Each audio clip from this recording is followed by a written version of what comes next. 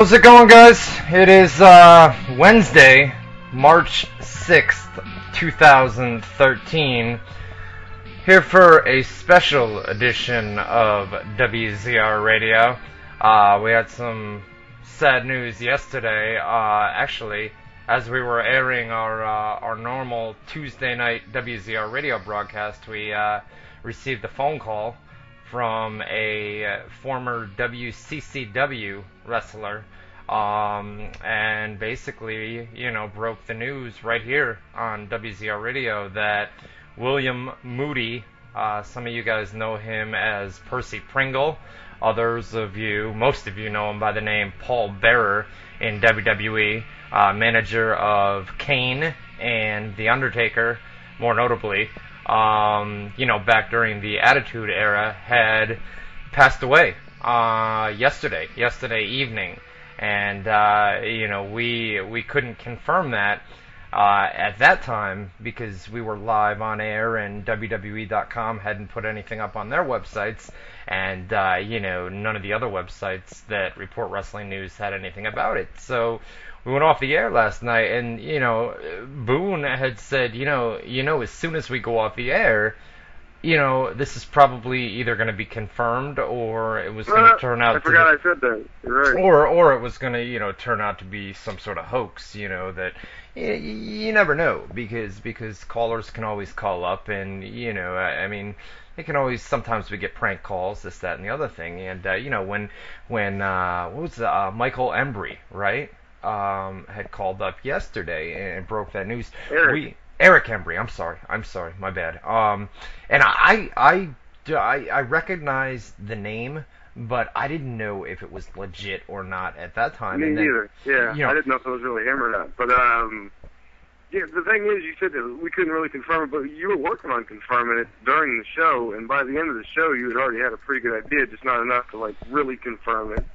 And then, like I said, right when we go off the air, we'll probably get all the information we fully need, and that's exactly what happened. So. Yeah, that was great. It all unfolded live on the. That was random as hell. You know what I mean?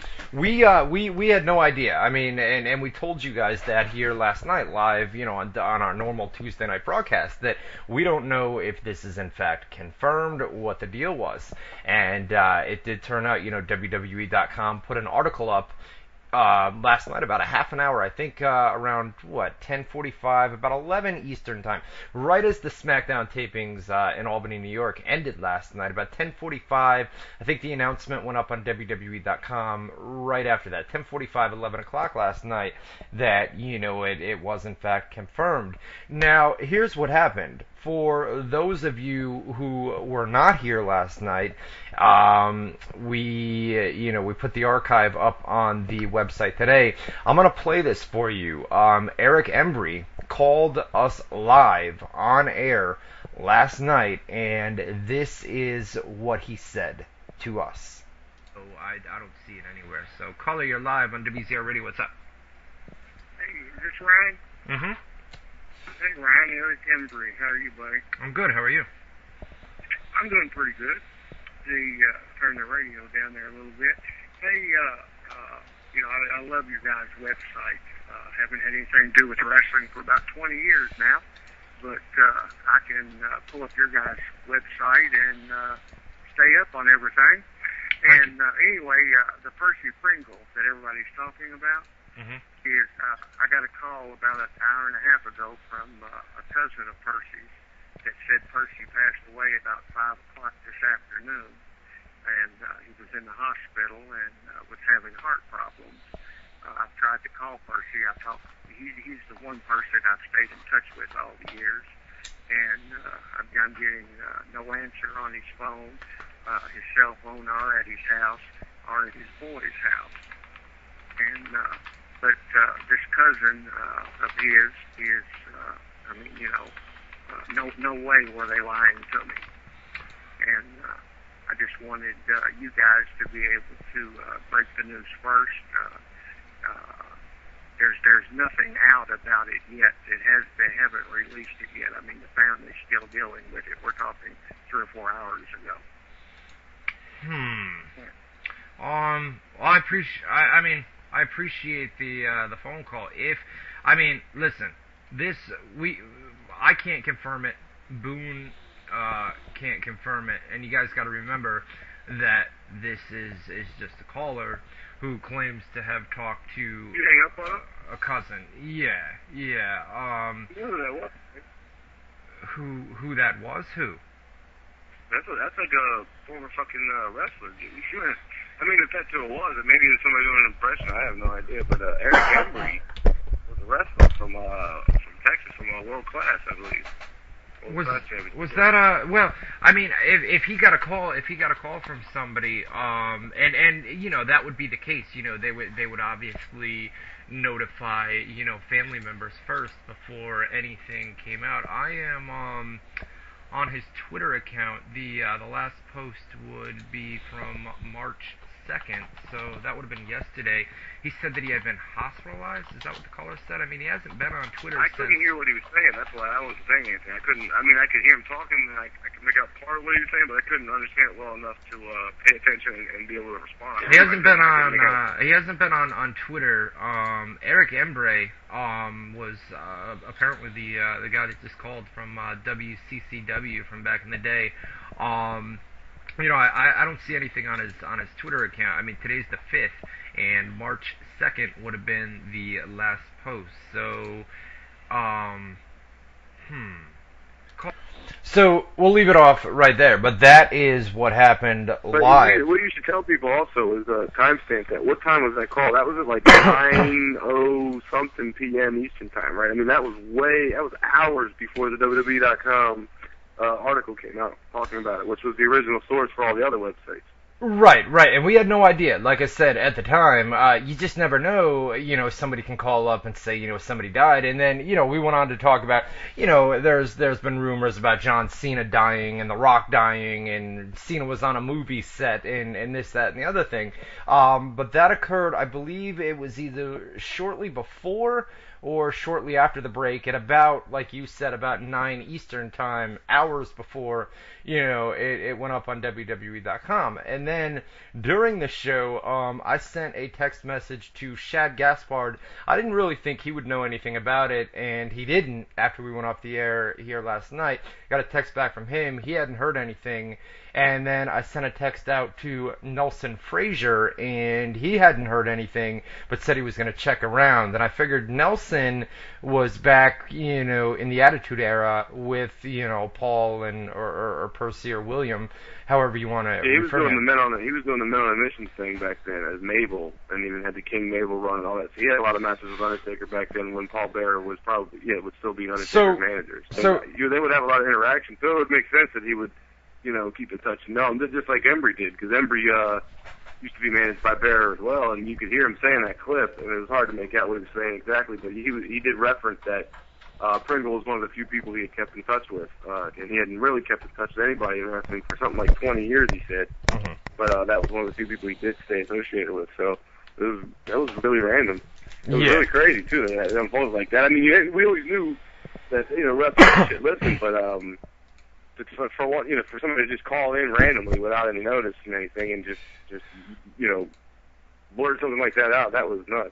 Well, he had said that nobody at that point nobody had known, and he basically wanted to break the news to us and you guys that listen to the WZR radio first before it got out there. Obviously, like I said last night, unless I got that absolutely 100% confirmed, it wasn't going up on the websites. We're not going to put something like that somebody's died. Because there's people's families involved. Yeah, you could freak someone like his sister, or his mother, or his cousin, his uncle. They could be, they could be traumatized. They find out somebody's dead, and then they find out it's not true. You know what I mean? They could react to it thinking it's true, and it's not. So basically what happened is Eric Embry received a phone call from a cousin of William. I guess we'll refer to him as Paul, Paul Bearer, but received a phone call from a cousin who had said that he had passed away. What we know is he was at a convention over the weekend, and just over the last couple of weeks had, been openly telling friends and fans that he hadn't been feeling well.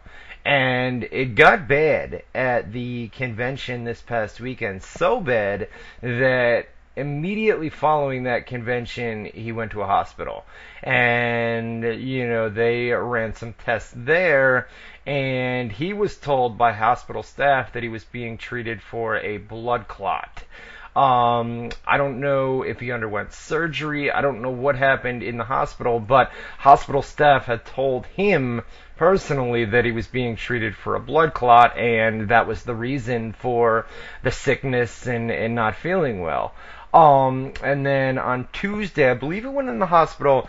There's conflicting reports. It's either Sunday evening or Monday morning. He went to a hospital, and then he passed away. I believe it was shortly before 5 o'clock yesterday that he did pass away. So that's what we know so far. TMZ.com, put an article up today. He was at the Cauliflower Alley Club. He's a board member, right? Or not a board member, but one of the board members, Bob Kelly is his name, said that on March 2nd, which would have been, we talked about it last night, the whole Twitter thing, when were his last tweets? And he hadn't tweeted in 2 or 3 days as of yesterday, March 2nd. He told Bob Kelly of the Cauliflower Alley Club that, he hadn't been feeling well. He was coughing and he was having trouble standing for long periods of time. And then, like we said, when they took him to the hospital staff told him that, he was being treated for a blood clot, which then in turn turned into respiratory issues, which means, he was clearly having an issue breathing. So, immediately after this reunion over the weekend, he was treated for the blood clot. Like we said, we don't know exactly what happened, whether he underwent surgery. I would guess that some sort of emergency surgery would have been performed. Yeah, you would think. Right, because a blood clot is a very serious issue, And then, like we said, we know that he passed away yesterday, I believe just before 4 p.m. So, unbelievable, man. You just never know. You never know. And I was thinking too. You say he hadn't posted for 2 or 3 days. Like, that's a long time on Twitter. Mm-hmm. But all I could think was the man was healthy enough to be holding his cell phone and writing a fucking tweet to his fans 2 days ago, and now he's gone. You know what I mean? Like, that's how sudden death can hit. It's just boom. He was tweeting all, and everything was fine, and then, okay, so he had signs before the actual, everything went, bad, but, you said, he had to go to the hospital and this and that. He was aware that, shit was going wrong, but that was all in a matter of 2 days. He went from fine enough to be tweeting his fans to dead. That's how quick it was, that's crazy. Unbelievable, man. Just, unbelievable that things can take a turn like that. We know that over the past several years he had, you guys know, Paul Bearer, he had weight issues, he was always... he had that gastric bypass surgery, too, and he lost all the weight. And right. Well, that's where I'm going with it. He had the gastric bypass surgery, which we knew about, and he was open about that. He came out on Twitter and said that he had the surgery done, and he looked great, the guy looked like a completely different man. The last known photo, and I'm sure there's some photos out there from the reunion that, it took place over the weekend, but the last known photo, Jerry Lawler took a photo with him 10 days ago and put that up on Twitter.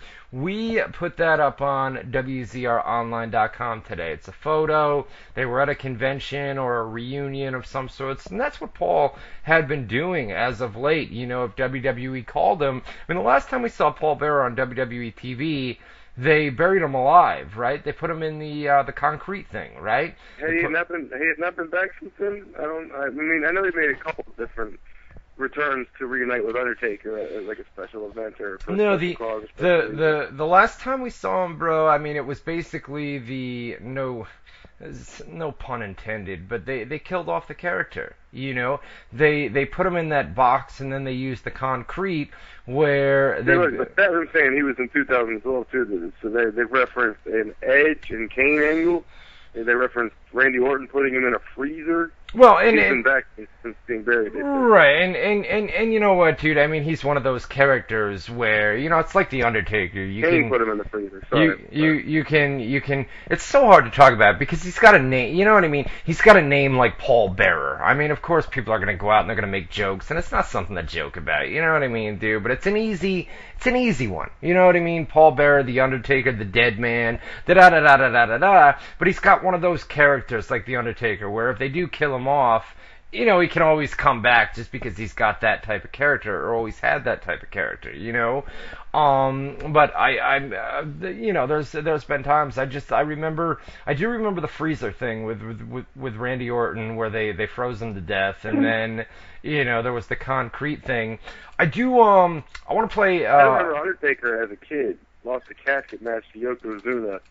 And they put him in the casket, and they sealed it shut, and we actually saw, like, Undertaker go to heaven, like a fucking holograph of him or something. Or a hologram, whatever you say. Like, we watched it go to heaven, and, you know, he's been killed 1,000,000 times, and he still lives. So, yeah, Paul Bearer would definitely be one of those kind of characters. So he's come back, I think the last time, like you said, was the freezer thing with Kane, which was last year.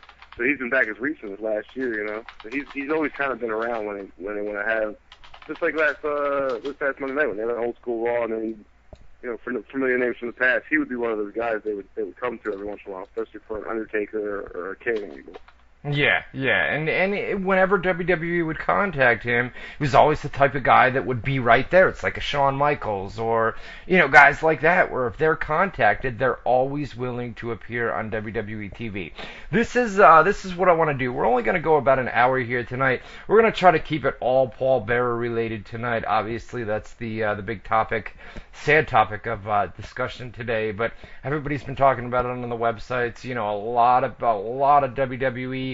TNA, indie wrestlers have gone on Twitter and, you know, expressed their condolences, sent out condolences. I gotta ask you what you think about this. It's the It Factor WZR from the chat room. He says, I hope CM Punk doesn't use Paul Bearer's death to build up the Undertaker match. Do you think he would actually reference that in a promo, even if he referenced it in the sense that he would say something like, Undertaker might not be 100% because he's still mourning the loss of his, you know, manager or dad, because Paul Bearer was his dad in the storylines, right?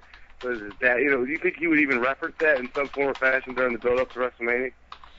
You know, it's Vince McMahon. I mean, look what they did. It's CM Punk too.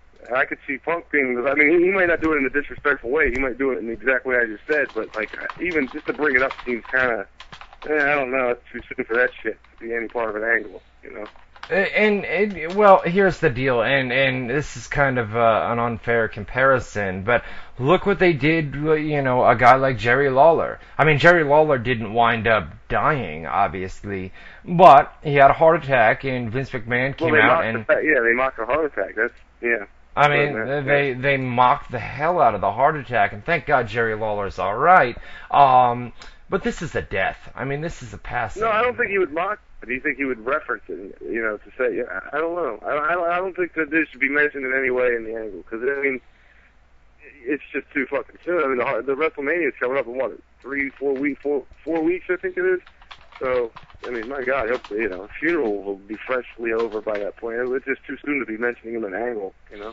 Well, and you know what else? Now that you bring that up, everybody already, I mean, they're all over Facebook and they're all over the websites, you know, posting comments, Paul Bearer to the Hall of Fame. And some of these people are talking Paul Bearer to the 2013 Hall of Fame. And I'm thinking, guys, not now, not right now. I mean, the guy just passed away. They don't milk it just for a rating or for emotion or whatever.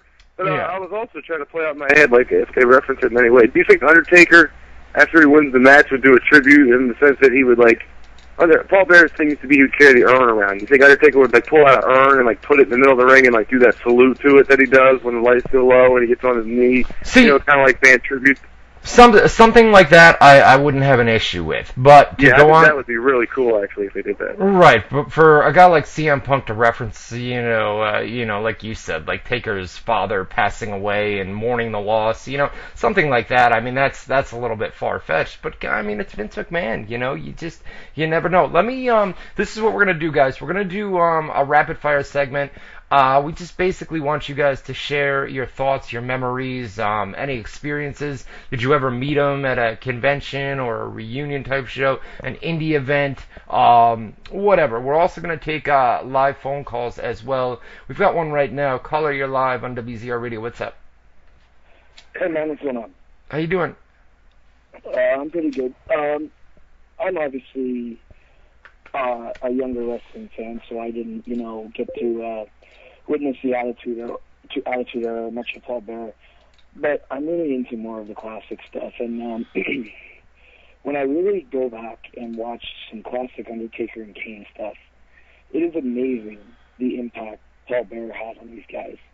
Like, it is, sorry, my voice is kind of going, but it is ridiculous. Like, I honestly think Undertaker, we wouldn't see the Undertaker that he is today if it were not for Paul Bearer. And the same goes for Kane, really. I mean, I think he really helped with the evolution of both characters. Thanks for the call, buddy. I was going to say, I agree completely. And you go back even before the Attitude Era, because Undertaker was introduced, I want to say, I'm not going to remember the year, 91, 92, maybe even 90. It was at Survivor Series. Ted DiBiase brought him out, I think. And Paul Bearer was very instrumental in establishing the Undertaker character early on, because Undertaker didn't talk. It was Survivor Series 90 this year. Yeah, so he's been around well before the Attitude Era. Mm-hmm. And Paul Bearer was, like I said, he was the mouthpiece for the Undertaker. So he set the tone for that character and guided it for many years before Undertaker broke off and went on his own. And the same goes for Kane, like the caller said. He introduced Kane. He warned Undertaker that his brother that we didn't know he had was still alive. Now that was during the Attitude Era, so that's something that might be fresher in people's minds. But yeah, he was very instrumental in setting the tone for that character, the Undertaker. You talked about Paul Bearer being the mouthpiece for a guy like the Undertaker. Let me play a little 5-minute clip just to bring you back, man, some memories and some thoughts about how good this guy was on the microphone when he was alongside the Undertaker. I mean, just listen to some of this. I'll just say before you play it. I mean, like I said, 91 I think would be when he came in, because Taker came in 90. 91, so I was born in 84, I would have been 7 years old, and I was a fan my entire life, so I saw all this shit. But you gotta remember, as a kid, he was freaking scary, man. The voice and the way he looked and stuff. If you're about to play it, you'll see, but he was an awesome character when you were a kid. Just like Boone said, listen to the voice and how, if you were a kid, if you're 5, 6, 7, 8 years old, man, think about somebody like this, cutting a promo and you watching a guy like this. I mean, the stuff that he did. Very impressionable for a kid, definitely. Yeah. It's about 5 minutes long, guys, so we'll just, we'll kind of let you listen. Little flashbacks, memories of Paul Bearer.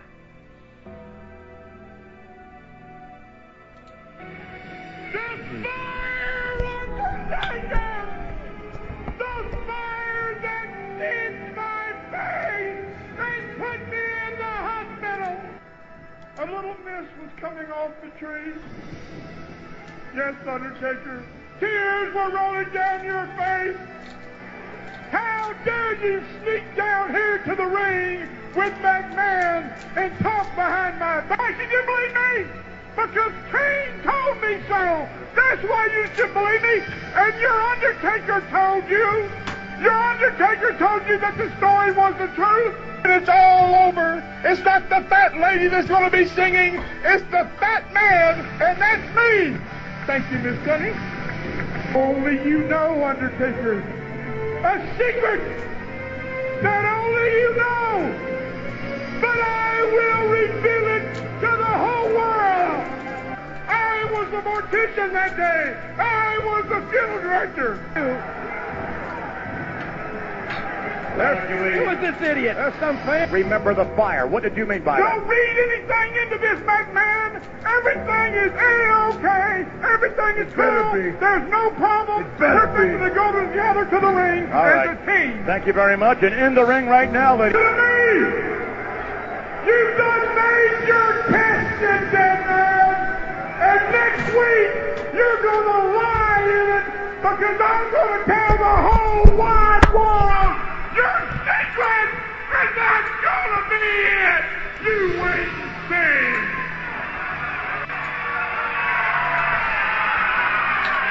Look in his eyes. The look of the devil. He was the devil's seed, if you know what I mean. Lost a little weight, haven't you? Go ahead. Call Paul Bear names. Make fun of the fat man. Yes, make fun of him. I look behind, and who do I see? That red-head devil seed Undertaker. And human eye has not seen, or human ear heard, the secret I have on you. It's all over but the crying.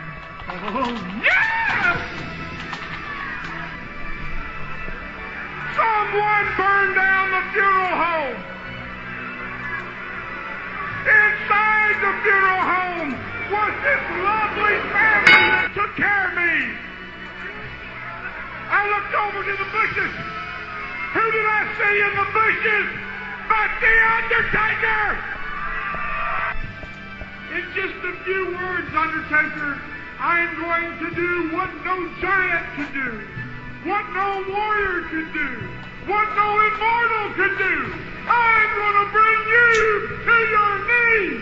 You are a murderer! You are a murderer, Undertaker! I'll kill you right now, you tell the truth. Tell them the truth! Tell the truth, Undertaker!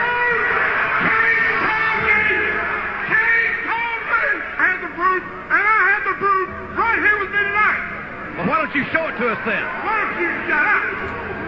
You're a murderer, Undertaker! You're a murderer! Your brother Kane is coming! You, Undertaker, are gonna burn in hell! Kane is alive, Undertaker! Poor little Kane. He's so disfigured, you wouldn't believe his charred body parts. Some of him is okay, but some of him is totally disfigured. We want to see him. Shut up! Shut up! Don't you go there, Jimbo! Don't you push me! Don't push Palmer! He's waited 20 years to face his brother! Hey! He's coming, dead man! There he is. Call me a liar! The king's coming. He's coming! He's coming! Get him! Yes! Man, oh man. Just, going back and viewing some of that stuff. I mean, when you were a kid, man, just to watch. I was gonna say, we gotta keep it real. That's one of the things we do on the show is we're honest, right? I mean, if I'm being honest, by the time the Attitude Era came around, I was in my teens, right? So that kind of shtick, when you're that age, that's the kind of stuff that you can get into. But that's the kind of stuff you don't like admit. That's the kind of stuff that where you're embarrassed to admit you like wrestling. Because if somebody walks in and they don't like wrestling, and that's what on in the background on the TV, they're gonna make you like, oh Jesus, because it's like considered like a cartoon almost, But for kids, my God, that stuff is stuff you always remember. I can remember a lot. I'm remembering promos of Paul Bear when I was a kid. I can remember one specifically where Undertaker, before he talked, he was still pretty damn new. He was in the background, like, sanding a coffin that he had built with his bare hands, and Paul Bear was doing all the talking, and at the end, Undertaker just said, rest in peace or something. But, there was a lot of cool ones that just really stick in my memory from childhood. So he was a character's character. And before that, when he was doing the Percy Pringle thing, he was like a Bobby Heenan kind of manager, and he was really successful with that, too, and really entertaining as well. He didn't do that in WWE, but he did it around the way with the Percy Pringle gimmick. So he's multi-talented, and And actually, you know what? He used to be, what was he? He worked at some funeral fucking parlor or something in real life. So the gimmick was a shoe. If you guys want to share memories or thoughts, if you've ever met Percy or William, Paul Bearer, please, you can do so. We've got our rapid fire. Turn your speakers down, buddy. We've got our rapid fire. Facebook.com/Ryan Clark WZR. Caller, you're live on WZR Radio. Turn those speakers down for me, man, before you start talking.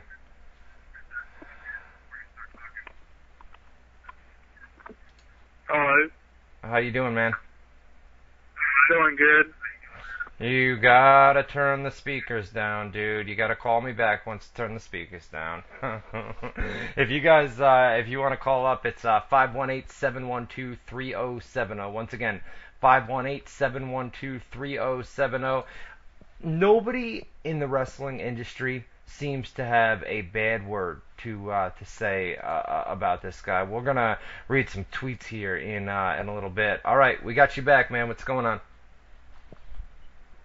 Yeah, I remember him. I was born in 1991, and I remember watching him. I was just I've been watching wrestling ever since I was a little kid, probably since I was 2 or 3 years old, and I'd always remember him coming out there with Undertaker and Kane, and I hate to say it, but he would always scare me and everything, but he was probably, in my opinion, probably one of the best managers that ever lived, in my opinion.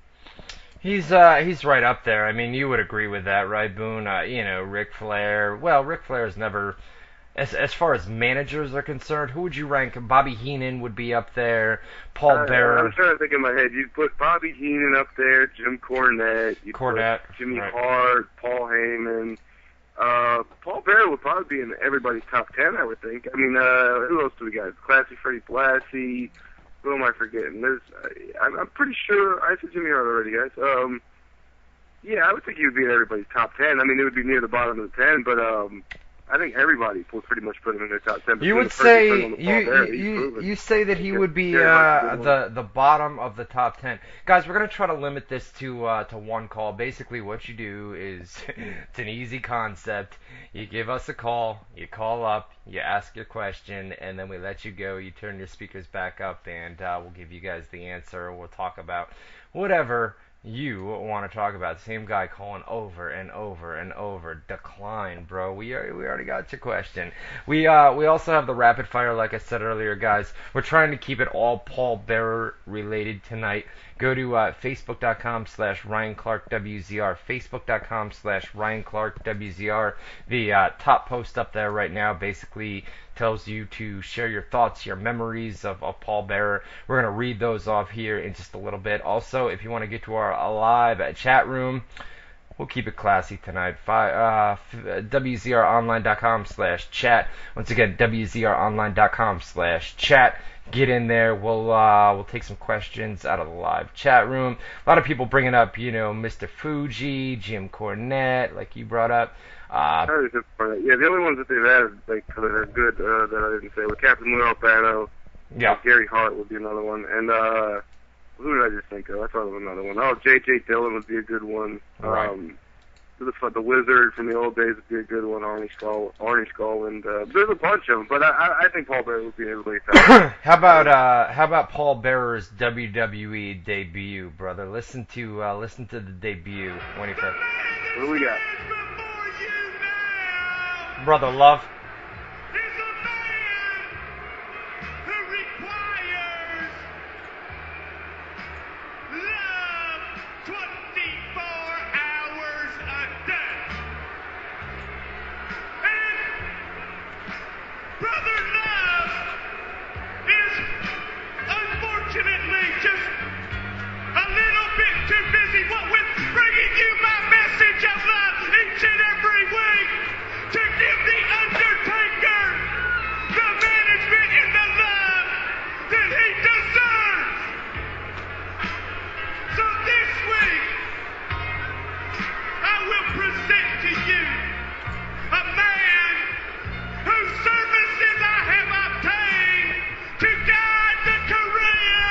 The Undertaker!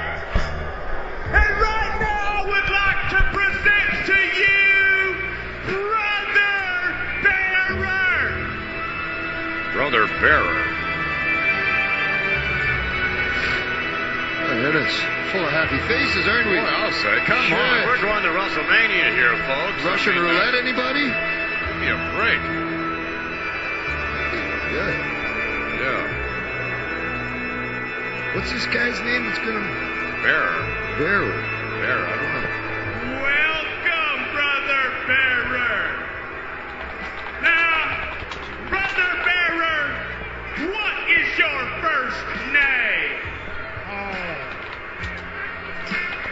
Paul Bearer. Oh. What better man to guide the career of The Undertaker than Brother Paul Bearer?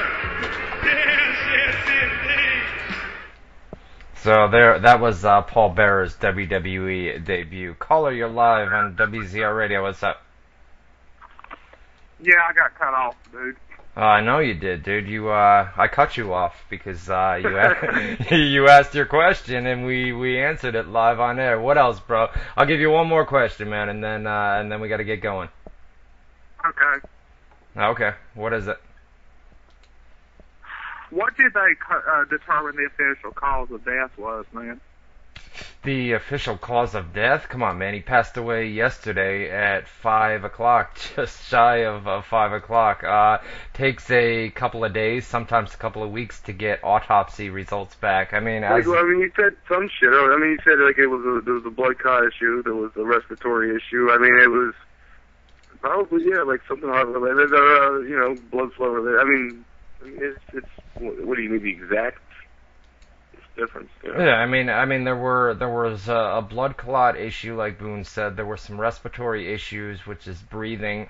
All we know right now is that he was at a convention over the weekend. Over the past couple of weeks, he's been telling friends and family members, that he's been feeling ill, man. He's been feeling sick, and it got so bad this past weekend that he said, you know what? After this convention, this reunion type convention, I am going to the hospital. When he arrived at the hospital, he was told by hospital staff and doctors that they were, monitoring a blood clot. Whether he had surgery or not remains to be seen. It's unknown at this time. And then he wound up passing away yesterday, just prior to 5 o'clock. So that's all we know. They are performing an autopsy. I'm guessing that will be done today. And the results of that, you'll get preliminary results back probably within the next couple of days, and then the official cause of death won't be for a few weeks. As soon as we do find that information out, we'll be sure to put it up on the website. Guys, if you want to give us a call, you can do so right now. We're just going to do rapid fire. We've got about 20 of these that we're going to go through. Hopefully you guys got some memories and some thoughts. We'll mix it up with phone calls as well. Then, we're not going to ruin a good thing. I was just talking to Boone, as that clip was airing. We're not going to ruin a good thing. We're going to keep it short. We're going to keep it brief. Do your rapid fire. Give your memories, your thoughts. A couple more phone calls, and then we're going to get out of here. And we'll be back next Tuesday night for our regular show. Callie, what's going on, brother? What's happening? One question. What happened to Paul Bearer and Jerry King Lawler? You think people like maybe Hogan and Flair should say, you know what, screw wrestling and leave it alone before something happens to them while they're still trying to be involved in wrestling at their age, or what? I'll let you answer that, Boone. But no, people are going to go about their daily lives. Death can happen to anybody. It can happen to Boone tomorrow. It can happen to me tonight. You still got to go about your... Paul Bearer wasn't in the ring bumping. Just because he went to a convention. He's still involved in the business, yeah, because it's a wrestling thing. But he wasn't like doing anything physical. So it's not like you could be like, why is he still doing that at that age? At what age can you not go and talk to people? That's pretty much all he did when he went to a convention. But yeah, we don't need to go off on a whole tangent about how old should you be to wrestle. He wasn't a wrestler, so. But, yeah, so that's my thoughts.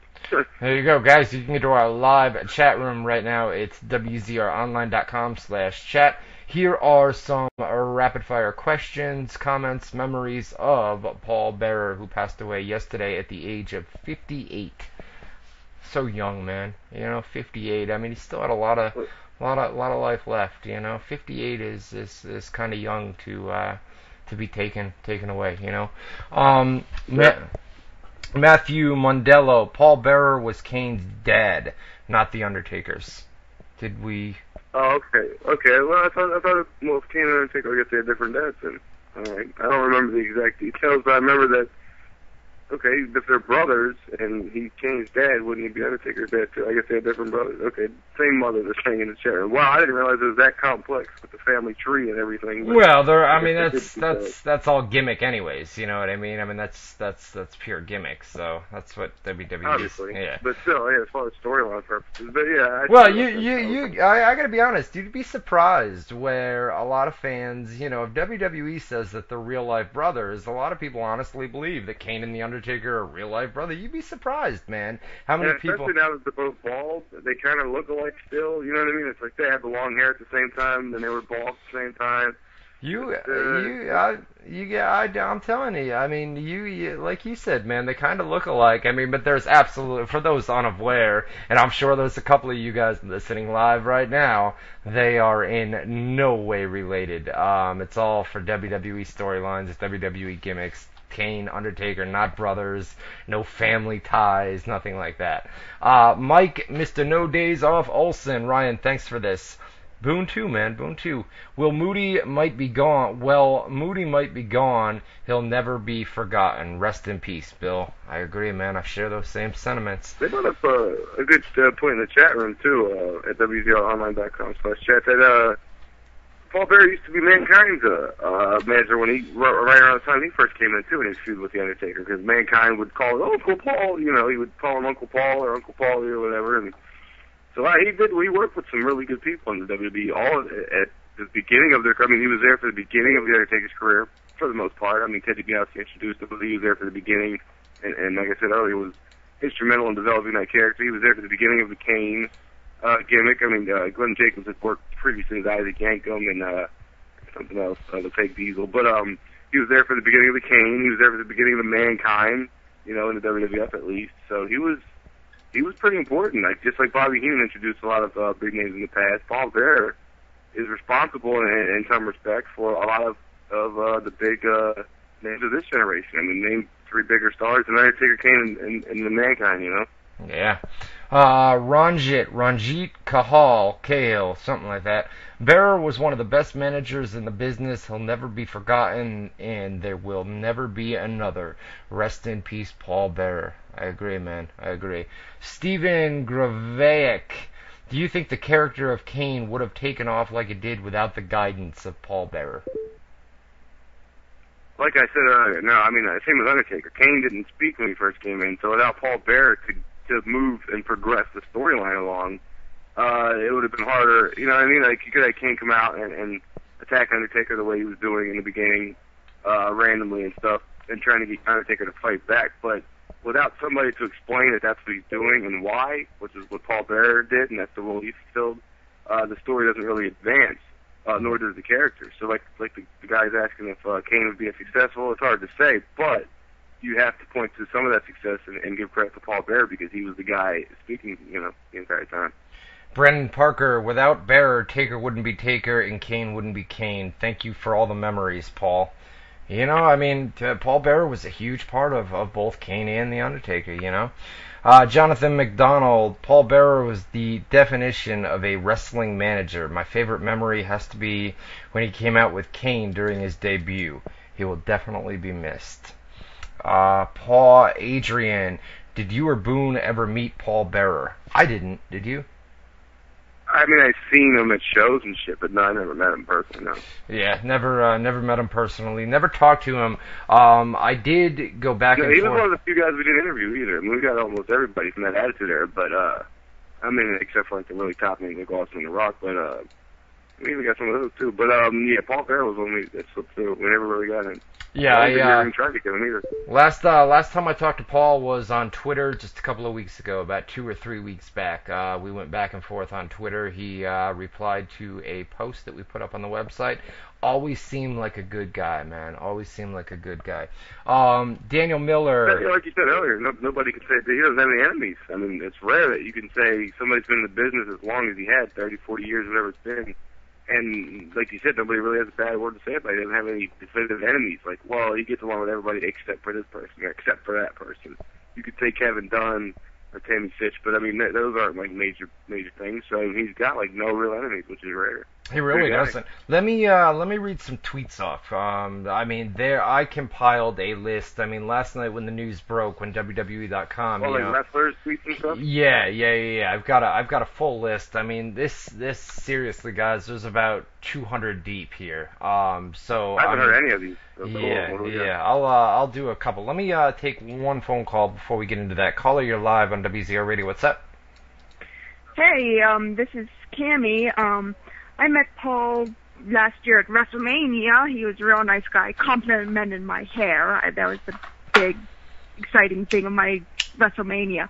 Paul Bear complimented my hair. Wow. But he was.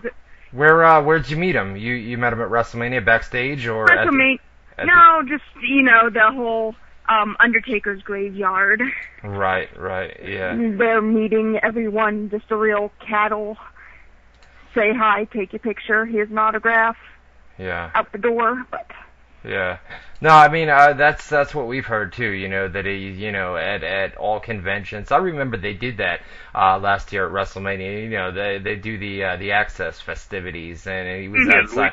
Right, and they had the whole graveyard set up. I think outside on the street, and he was part of that where you could walk up and you could go through there and meet him. But everybody says that he was such a nice, genuinely nice guy, and a lot of times you don't see that in pro wrestling these days. Let me give some of these tweets. Thanks for the call, Timmy. I appreciate it.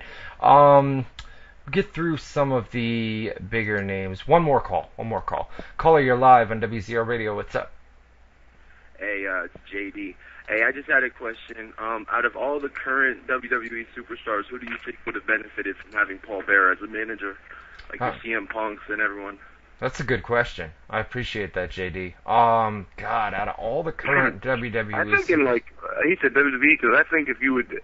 Abyss would have been the perfect kind of guy to have that kind of a manager early on in TNA. That would have been a good fit. I'm trying to think of guys like those kind of characters. What would you say? You say Vince? Abyss. Oh, Abyss. Yeah. No, I agree with that. I definitely agree with that. Somebody in the chat room says Boogeyman. Yeah, a character kind of like that. Like one of those kind of, they have a little demonic twist. Like Mankind, like Kane, like Undertaker. I think Abyss would have been a good one, but he said WWE, so Boogeyman. Right, Who else would there be? There's got to be somebody I'm not thinking of. Like a big fucking monster kind of guy that doesn't talk good. Yeah, exactly. Somebody that, like Boone said, is not a good talker, and kind of has... a childish gimmick, like a boogeyman, or not necessarily a childish gimmick, like a demonic gimmick, like they're a bad guy with like a sinister twist. Exactly. John Heidenreich, remember him from back in the day? I do remember him. Yeah, that one. Kevin Thorne, that's a good one. Whoever said that, that's a perfect one. Whoever said that, Kevin Thorne. Wasn't he that vampire dude? Yep. Yeah, that would have been the perfect one. So we've got, I'll take some of the older names. Gerald Briscoe said they just don't get any easy. This one hurts. A great friend and a great person. Rest in peace. Paul Bearer, great man. Rest in peace, my friend. Bruce Pritchard, rest in peace, my dear friend Bill Moody, a.k.a. Paul Bearer, a true gentleman and a great friend. Sean Waltman, X-Pac, woke up thinking I had a bad dream. If you didn't know Pooh Bear, Paul Bearer, then you really missed out on someone special. Even the Iron Sheik, who's normally, a complete douchebag on Twitter. The Paul Bearer, my good friend forever. He best gimmick for the manager. Respect to him forever. And his family, God bless them. Rest in peace. George the Animal Steel, pray for the Moody family. Matt Hardy chimed in. It's very sad to hear about the passing of a great and unique performer, Bill Moody, Paul Bearer. My thoughts and prayers go out to your family. Michael McGillicuddy, sad to hear the loss of Paul Bearer. He was always very friendly to me and very passionate about the business. He'll be missed. A guy like Rikishi, I'm sorry to hear this. Rest in peace, my brother. You will be missed. Who else? Triple H chimed in. Rest in peace, Paul Bearer. You will never be forgotten. There will never be another. Jeff Jarrett, sad news. Percy, my friend, I will always cherish our friendship we shared over the years. Since 1988, you've always made me smile. From the first time we shared our love to country music or our love of the business, you always put the Percival perspective on things. Goldust, another one. You know, an old school name. Very sad. God be with William Moody's family. God protect the Moody family. Prayers sent. So sad. Oh my God. Just a couple more, man. There's so many of them. Jim Ross, you know, said I have no other details. Jim Ross actually put up a long blog on his website. It's really worth checking out. We have it up on our sites as well. Jerry Lawler, you know, he put up the photo. We lost a dear friend today. You'll be missed by many. Just a couple more, man. I'll do 5 or 10 more, and then we'll get back into the rapid fire. Howard Finkel, sad and learned the passing of Paul Bearer. He was a unique, one-of-a-kind individual, both in and out of the ring. DDP, sad to hear the passing of Bill Moody. Not a nicer man in the business. Rest in peace, bro. You know, Jillian Hall, Doc, Gangrel, all these people. Even Ariel Helwani, you know, MMA fighter. William Regal is another one from back in the day. Very sorry to hear the passing of Paul Bearer. My best wishes to his family, a lovely man and a great friend. Rest in peace. JBL, rest in peace, Paul Bearer. You know, Stephanie McMahon, rest in peace, Paul Bearer. Dixie Carter and TNA, you know, they sent out a statement earlier today. That was a classy thing to do. Paul Bearer was actually in TNA for a very, very brief period of time. But, you know, she just said our condolences go out to the many family, friends of William Moody, a great performer in our industry. You know, the list goes on and on and on, Boone. You know what I mean? Here's one last one from Hulk Hogan. Very sad about Paul Bearer. He was a great person and one of the original boys. He was what made wrestling great. Much love and respect, you know. And last one from Bret Hart. Goodbye to my good friend Paul Bearer. Say hi to Owen for me. So that's good stuff.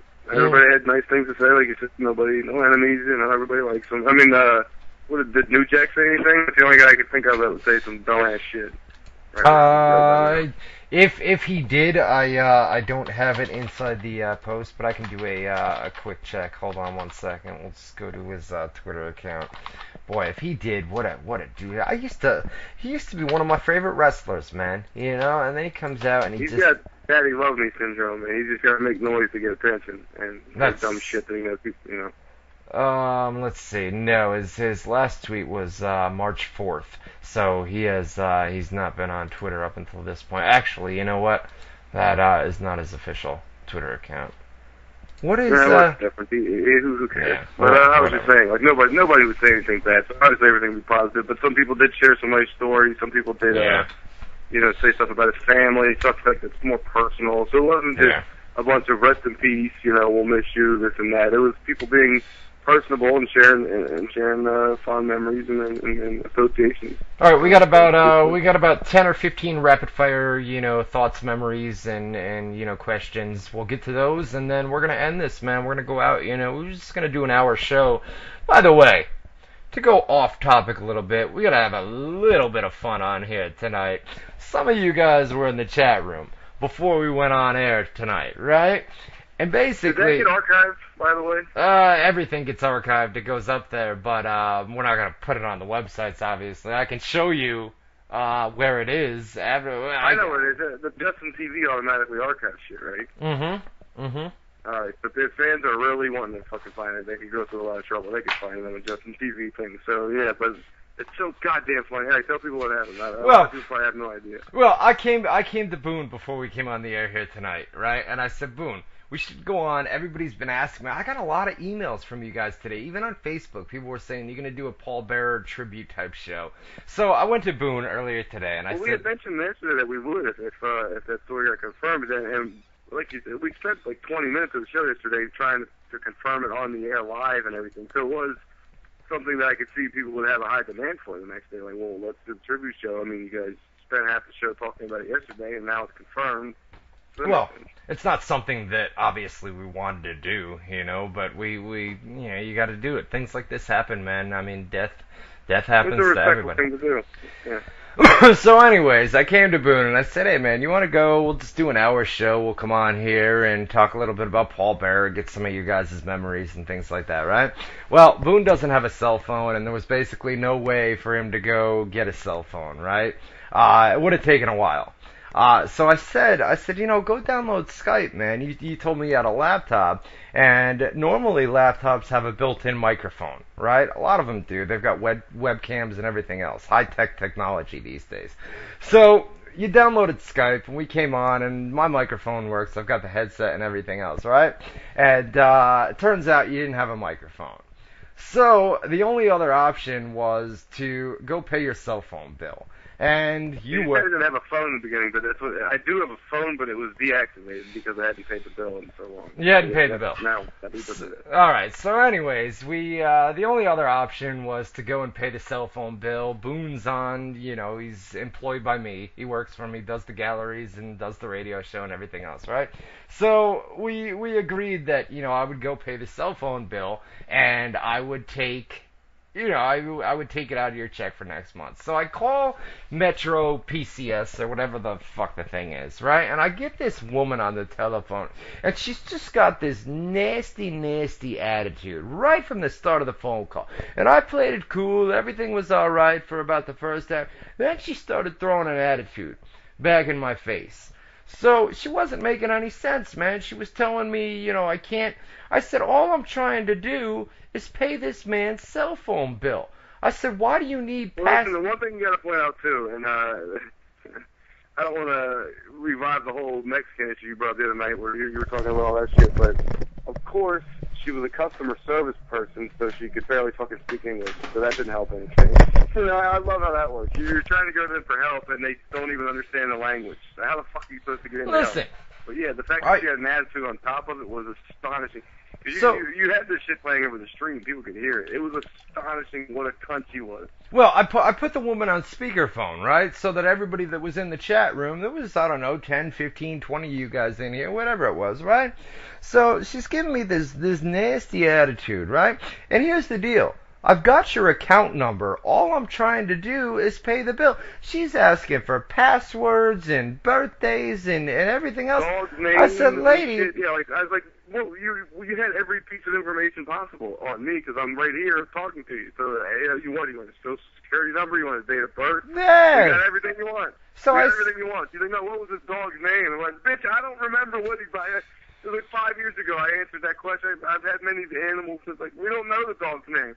I can't help you. You don't understand. You don't know. You don't understand what I'm trying to say. Oh, shut up. I'm thinking, I've got the dude's account number, right? I've got the account number. All you've got to do is allow me to pay the bill. Well, anyways, this got kind of heated, right?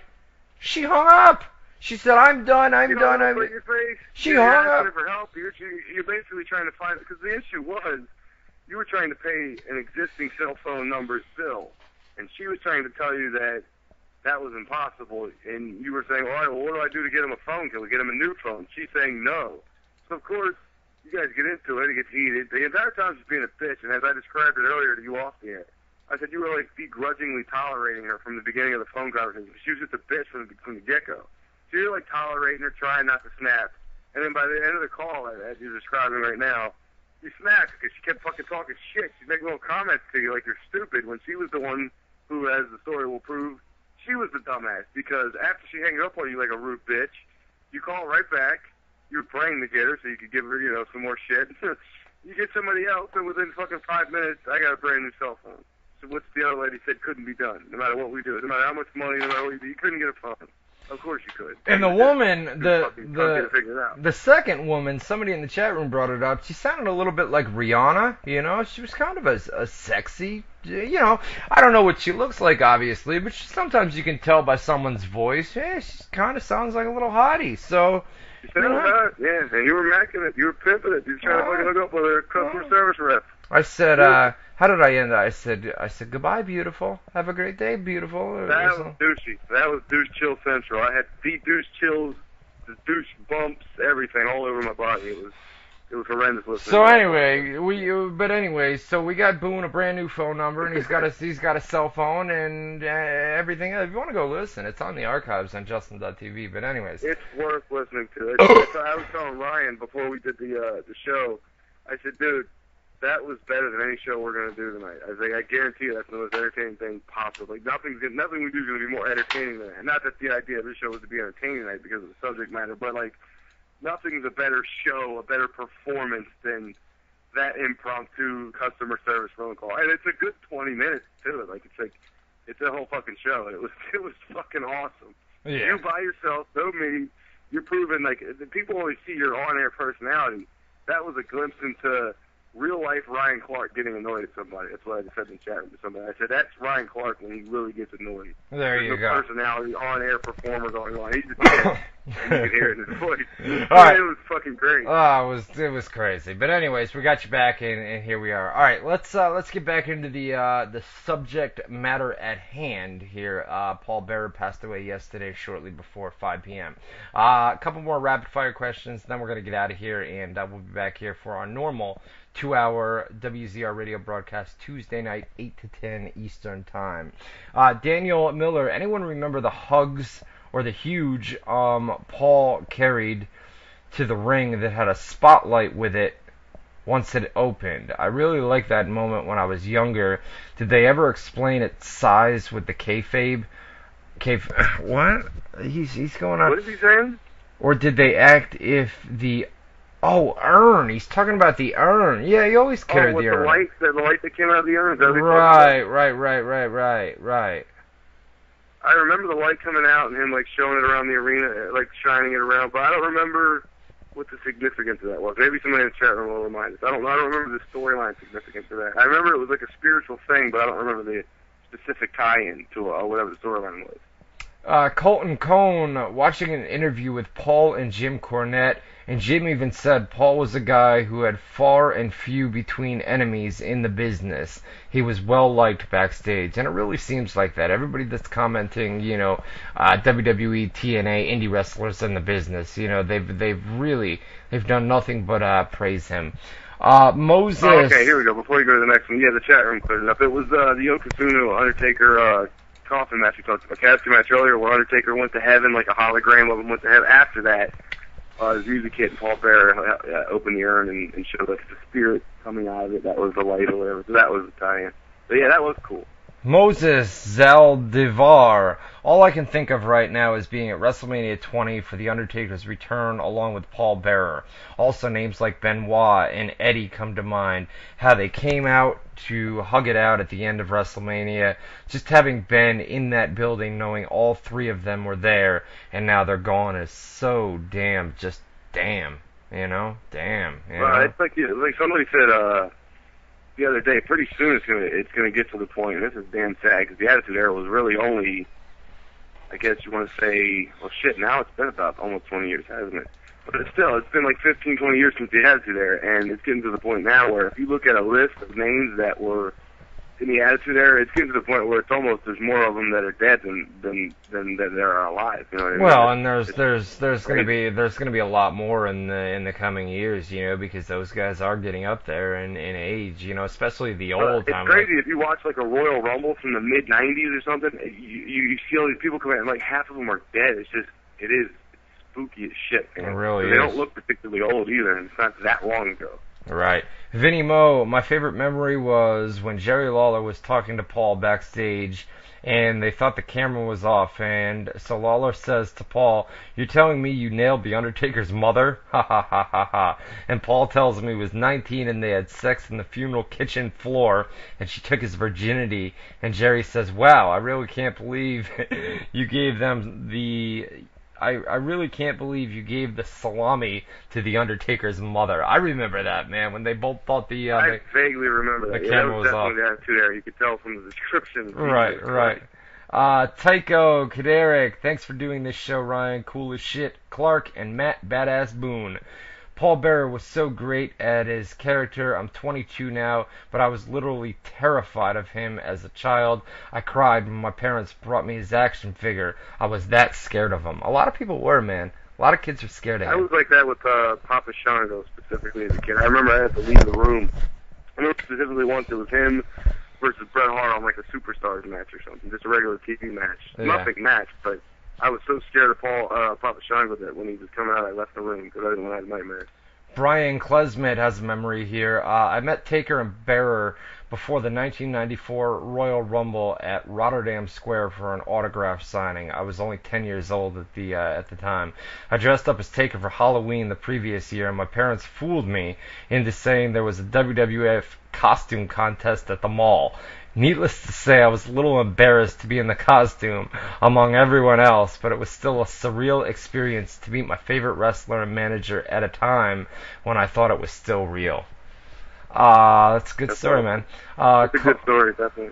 Coulter, Cool Dip, man, not a memory I experienced when it happened. I was only 5 at the time, but it was from a Raw in 1998, and it was 2 weeks after WrestleMania 14.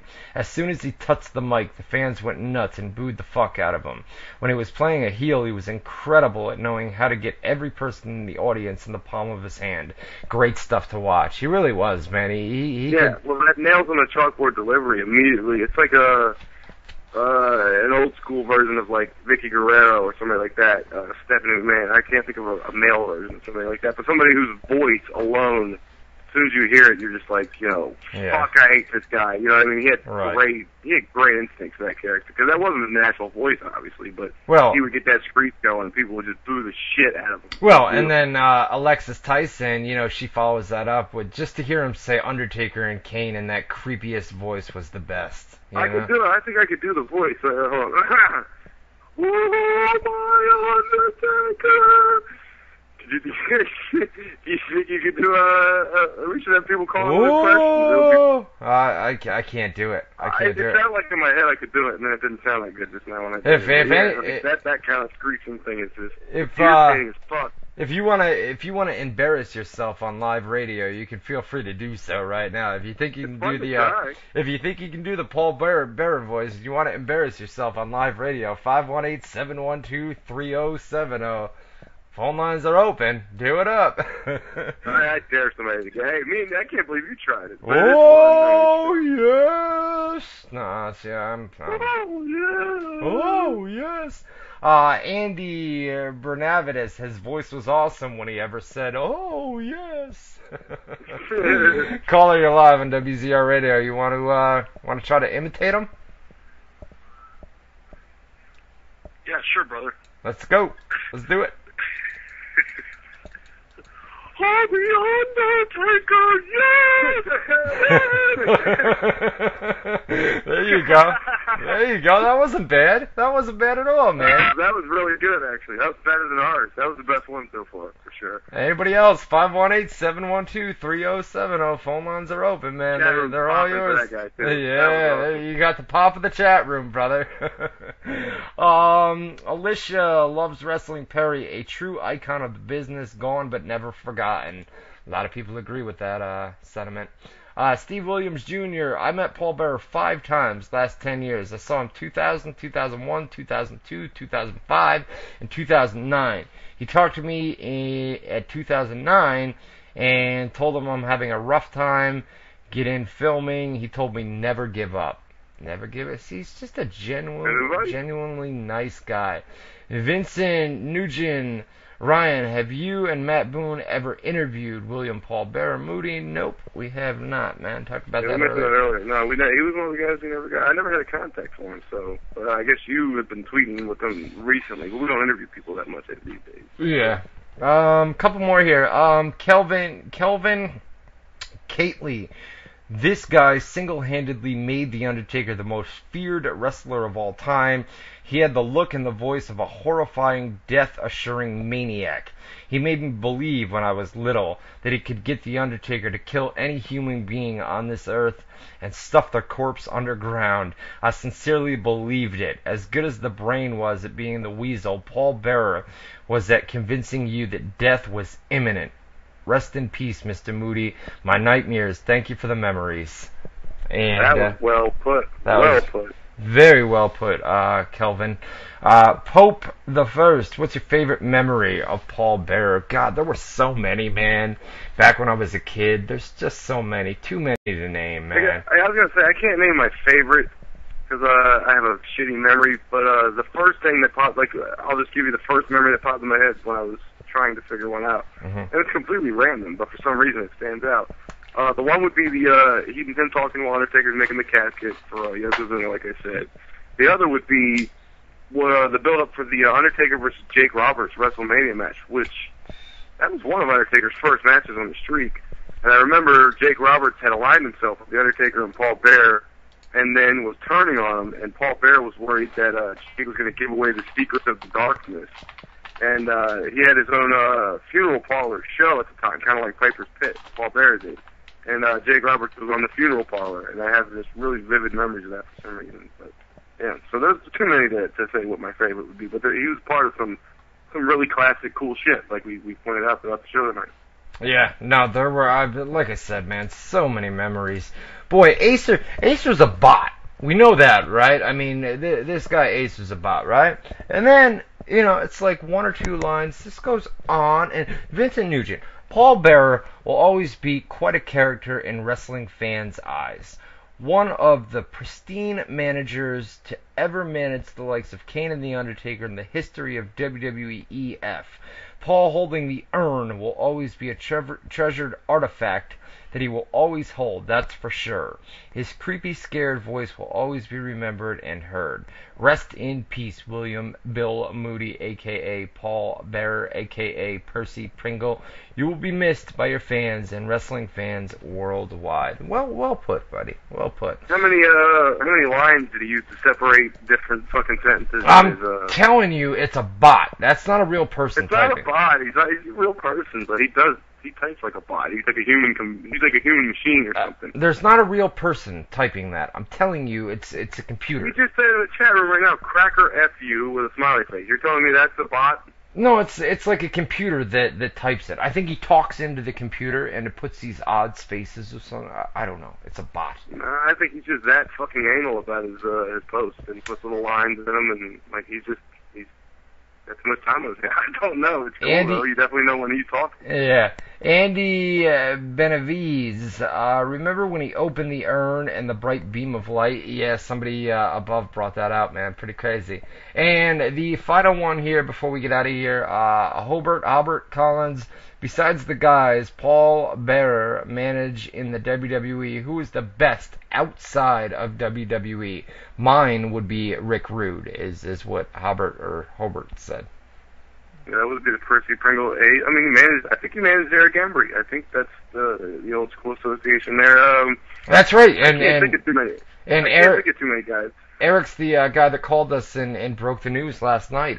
For those unaware, and you brought that up to me too, Boone, last night. I had no idea. But the guy that called us that broke the news, Eric Embry, Paul Bearer used to manage him. So pretty crazy, man. Yeah, well, when he was Percy Pringle. Percy Pringle worked AWA, right? I'm trying to picture like some guys I could see him with. I keep thinking Sergeant Slaughter for some reason, but I don't think that would be one of them. I don't know. I should have been more researched. I mainly know him from the WWF career, like I said, growing up. AWA and Texas and all that shit would predate me. Even though I have a knowledge of that history of wrestling, I don't seem to recall too much about Percy Pringle's who he would be managing and shit. But I mean, I remember some names, like you said, Eric Embry, Rick Ruger, the bell, like the guy said, and obviously in WWF you have Undertaker, Kane, Mankind. So I mean, a lot of talented people. Vader, yeah, that was another one. Somebody in the chat room said Vader, but that was WWE days as well. Right. A lot of guys. Hey, before we get out of here, I want to do one more thing, and it was actually Boone's idea, and it's a really good idea. So let's do this before we get out of here real quick.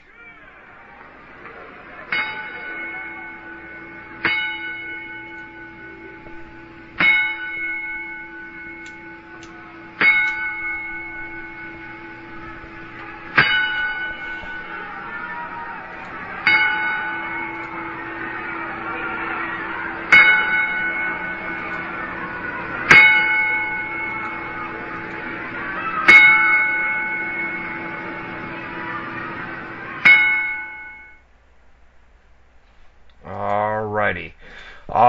So that will do it for a special edition. Not something that, we wanted to have to come on here and do, but we appreciate you guys joining us, on a special Wednesday night show. Once again, rest in peace to Percy Pringle, Paul Bearer, William Moody, just a genuinely nice guy. It's a tough word to say, but just a really nice guy in the wrestling business. Lots of memories. He's going to give us memories. Like you said, I mean, we read off a lot of memories from Facebook. We read off a lot of tweets, wrestlers' memories. We want to encourage fans to continue to post memories and thoughts they have of Paul Bearer in comments.